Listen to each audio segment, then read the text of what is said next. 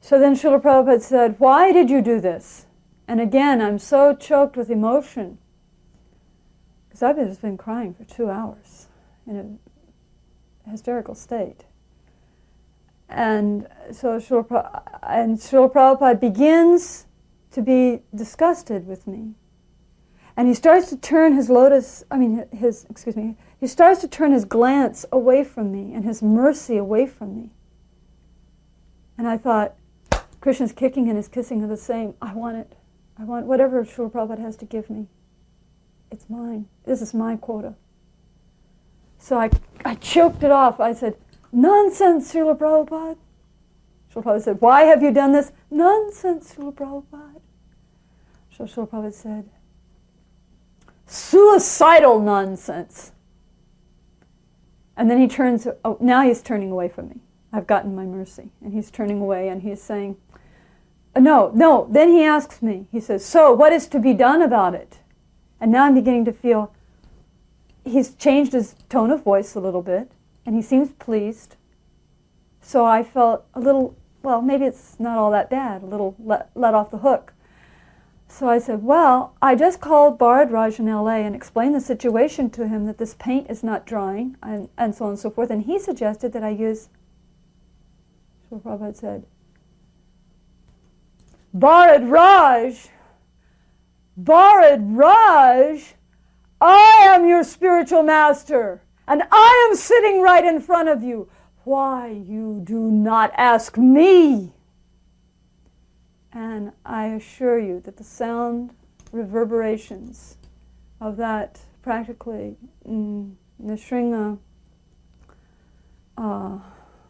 form of Srila Prabhupada, his servant of Lord Nrsingadev, is going out into the universe, still reverberating to this day. It took me about 2 or 3 years to calm down from that. It was so a wonderful cleansing process. And so then Srila Prabhupada is practically disgusted with me. And he turns his glance away from me and he says, so what is to be done about this? So then Ichamati, in all humility, says the same thing I just did, but with humility. She says, well, Srila Prabhupada, actually, there's this kind of enamel paint, and if we use this enamel paint, it can dry within 6 to 8 hours. Would it be all right with you if we use this kind of paint? And Srila Prabhupada said, do it immediately. I do remember, though, Prabhupada in Hawaii, one time he was talking about the devotees and the regulated principles. And because the devotees in Hawaii were especially notorious for falling down. They used to call it a sannyasi graveyard, and Prabhupada had actually said at one point, Hawaii was perfect for spiritual life. And then he goes, also material life.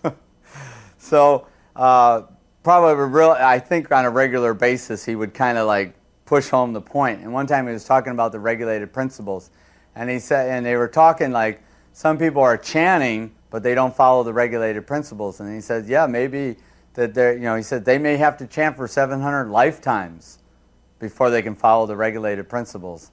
And I remember thinking, well, I don't want to have to do that. I better get serious here. I think regularly you hear when he got to a temple, Prabhupada would ask, is everything okay or is everything all right? And I remember,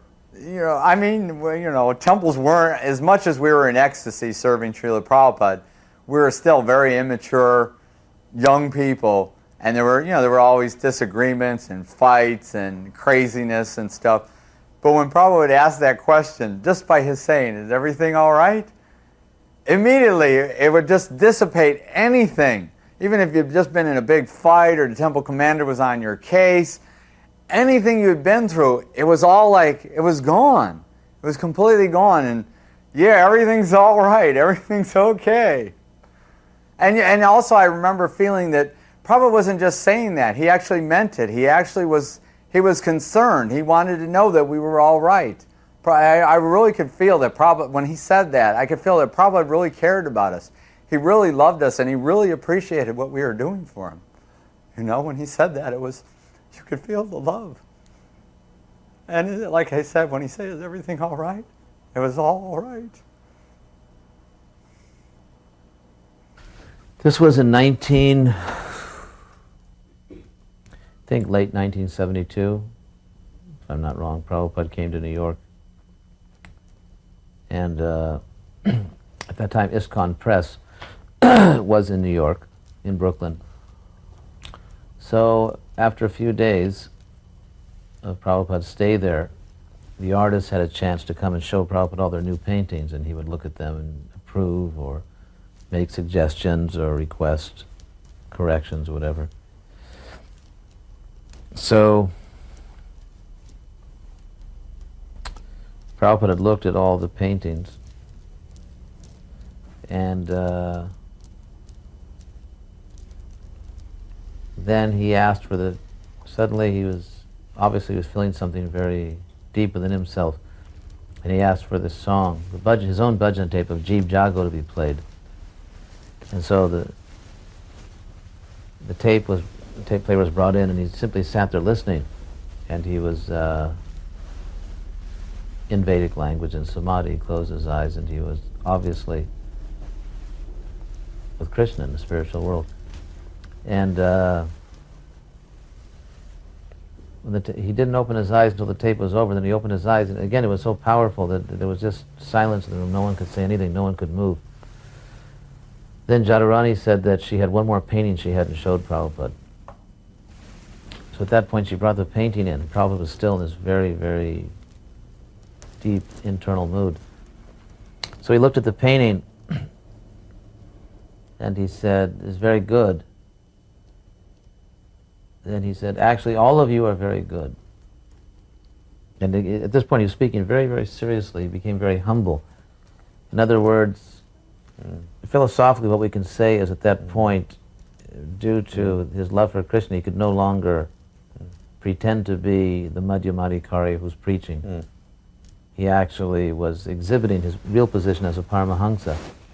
And so he looked at all of us, and I remember very seriously and very humbly he said, "Actually, all of you are very good. And in your association, even I am good. Otherwise, I'm very bad." Very, very, so everyone was sort of shocked, and no one could say anything or hardly breathe. And so gradually, one by one, we just sort of offered obeisances and left the room.